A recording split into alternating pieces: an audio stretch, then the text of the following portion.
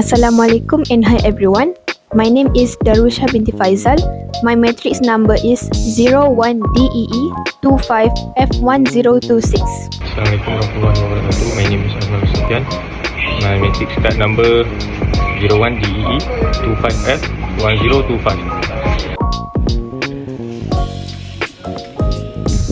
First, set the intensity at mid position. Second, set focus at mid position. Set vertical mode at channel 1 position. Channel 1 and channel 2 amplitude vertical. Channel 1 position and channel 2 position to mid position. AC ground DC at ground position. Time per division to 0.5 millisecond division. Volt per division to 0.5 volt division. Coupling in auto position. Source at channel 1 position. Trigger level is pushed down to positive. And lastly, set main delay to main position. The power switch on and make sure that the power pilot LED is lit. A trace should appear on.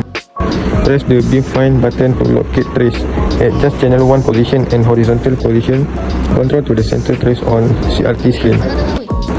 Adjust the trace brightness with the intensity control and the trace sharpness with the focus control. Connect the BNC probe to the channel 1 input terminal. Repeat this step for the channel 2. Set the AC ground DC switch to the AC state. Connect the oscilloscope to the function generator. Then turn on the function generator.